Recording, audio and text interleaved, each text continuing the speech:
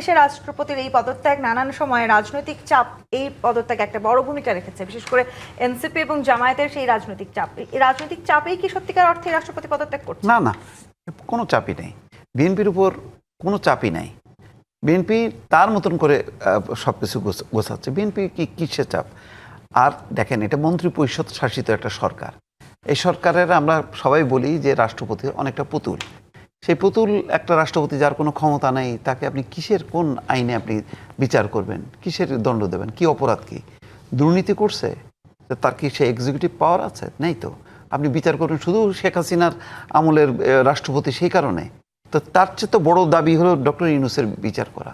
বরং তার এক্সিকিউটিভ পাওয়ার ছিল, তার আমলে হামের দুর্নীতি হয়েছে, তার আমলে বাণিজ্য চুক্তি হয়েছে, যেগুলি নিয়ে রাজনৈতিক দলগুলো সরব, আরও অন্যান্য এক্সিকিউটিভ।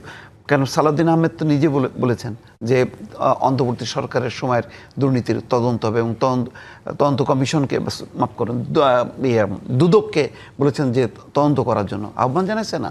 তো সে আহ্বান জানালে উপদেষ্টারা ফাঁসবে, ডক্টর মোহাম্মদ ইউনূস ফাঁসবে না? তো সেই তুলনায় আপনি শাহাবুদ্দিন রাষ্ট্রপতিকে আপনি কোন এতে মানে বিচার করবেন, কিসের জন্য? অভিযোগটা কি? যদি কোনো দুর্নীতি রে থাকে তাহলে সেটা স্পেসিফিকভাবে আনতে হবে, সেটার হইতে পারে। কিন্তু এছাড়া শুধু আমি শেখ হাসিনার আমলে উনি প্রতিবাদ করেনি, ওনার প্রতিবাদ করার কোন স্কোপ আছে? কোন আইন অনুযায়ী উনি প্রতিবাদ করবেন? নগদ নিয়ে এলো হার না মানা হার অফার। সর্বনিম্ন 10,000 টাকা রেমিটেন্স নগদে পাঠালে থাকছে স্বর্ণের হার জেতার সুযোগ। মানে আমাদের যে কাঠামোর মধ্যে, ধরেন বিএনপি সরকারের আমলেও তো অনেক অনিয়ম হবে না, দুর্নীতি হবে না? তো তখন রাষ্ট্রপতি ওখানে বসে বসে প্রতিবাদ করতে থাকবে? আর প্রতিবাদ না করলে কি পরবর্তী সরকার এসে তার বিচার করবে? ভূমিকা পালন করেছেন, এই শব্দটি ব্যবহার করেছেন। নীরব ভূমিকা সম্বলিত তো কাঠামোটাই তো তাই।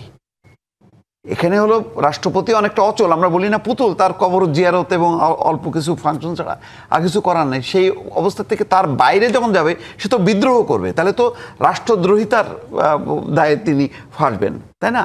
তো এগুলো হলো ধরেন আবেগের জায়গা থেকে আমরা বলি যে এই বিচার, ওই বিচার, সেই বিচার। আপনারা যে অন্তর্বর্তী সরকারের সাথে জোটবদ্ধভাবে একটা লম্বা সময় ছিলেন, যেটি অন্যান্য রাজনৈতিক দল বলে, তাদের বিচার কখনো চান নাই? কারা জোটবদ্ধভাবে ছিল?